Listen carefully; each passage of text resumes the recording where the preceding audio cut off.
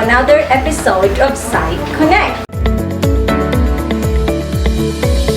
I am Teacher Model, your science teacher for today. Are you now ready to learn? Let's start!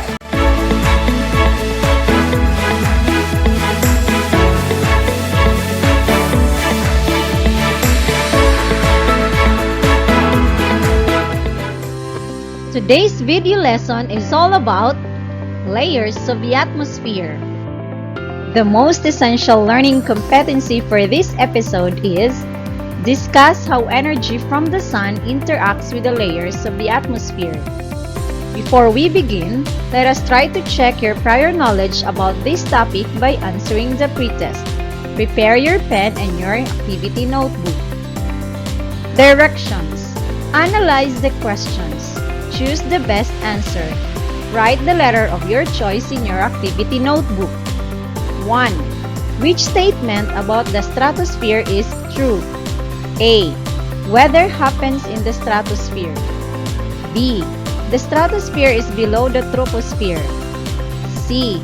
There is no air pressure in the stratosphere. D.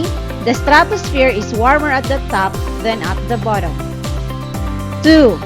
Which layer of the atmosphere is responsible for shielding the Earth from ultraviolet radiation? A. Mesosphere. B. Stratosphere. C. Thermosphere. D. Troposphere. 3. In which layer of the atmosphere do auroras occur? A.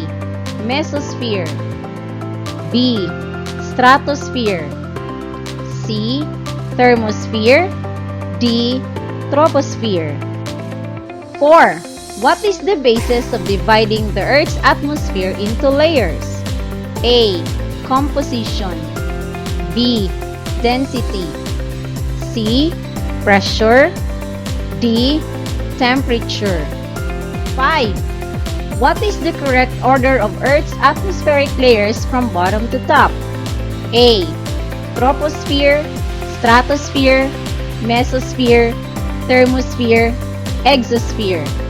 B. Troposphere, mesosphere, stratosphere, thermosphere, exosphere. C. Stratosphere, mesosphere, troposphere, thermosphere, exosphere. D. Stratosphere, troposphere, mesosphere, thermosphere, exosphere. Good job! You're done answering the pretest. Keep your energy high for more activities to perform. Let's perform the next task entitled Match It. Directions. Match the layers of atmosphere in column B to the pictures in column A. And now, let us proceed to activity number 1. Directions. Study and analyze the picture. Answer the questions that follow. Guide question number 1. In which layer is temperature increasing with increasing altitude? Guide question number 2. In which layer is temperature decreasing with increasing altitude? Guide question number 3. What is the basis for the division of Earth's atmosphere? And we're done answering activity number 1. I want you to keep this in mind. The atmosphere of the Earth is the layer of gases, commonly called air, that surrounds the Earth and creates an inhabitable environment, maintains temperature, causes weather, and protects its inhabitants from solar radiation. Let us discuss the different layers of the atmosphere one by one. Let's start with the troposphere. The troposphere is the densest layer. It is the layer closest to the Earth's surface. The temperature above the ground is hotter than the high above. The temperature decreases as the altitude increases. Weather occurs here because this layer contains most of the water vapor. The next layer is the stratosphere. It contains the ozone layer. The temperature increases as we go higher.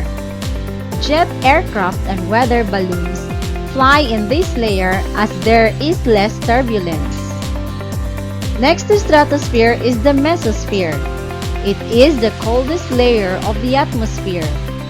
Temperature in this layer decreases as height increases, and meteors or rock fragments burn up in this layer. The fourth layer is the thermosphere. It is where space shuttles fly, and it is where auroras are found, commonly known as the northern lights. And the last layer is exosphere. It is the upper limit of our atmosphere, and temperature gradually increases with altitude in this layer. Satellites are stationed in this area. You have now learned the different layers of the atmosphere. Let us now apply what you have learned by answering the next task entitled, Make My Layers Complete. Directions. Fill in the needed information for each column. First column, you have the layer of the atmosphere. The second column, description. The third column, estimated distance from the ground. And the last column, relationship between temperature and altitude. In the last column, you can answer here directly proportional or inversely proportional.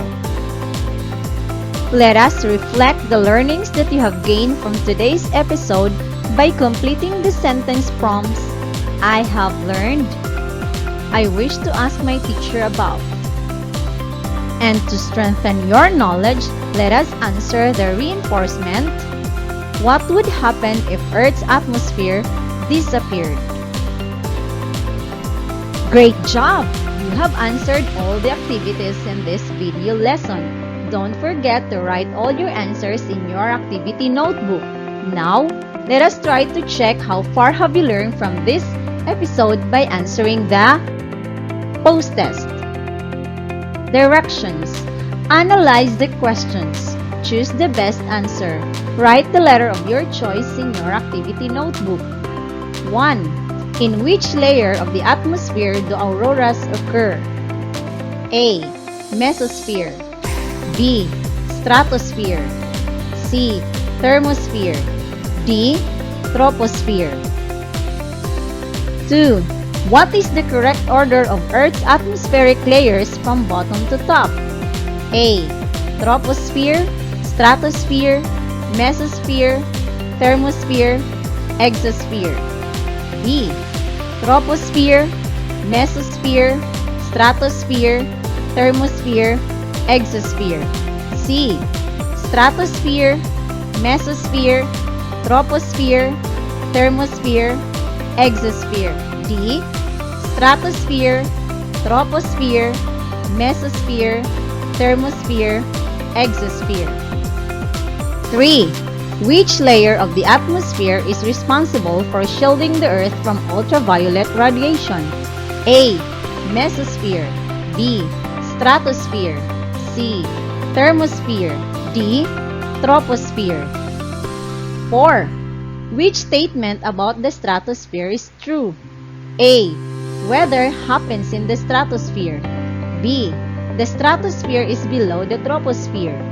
C. There is no air pressure in the stratosphere. D. The stratosphere is warmer at the top than at the bottom. 5. What is the basis of dividing the Earth's atmosphere into layers? A. Composition. B. Density. C. Pressure. D.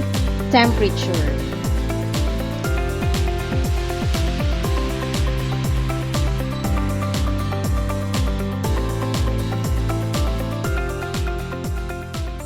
Congratulations, learners, for finishing the video lesson! I hope you enjoyed learning with me today. Remember, learning is fun with Sci-Connect.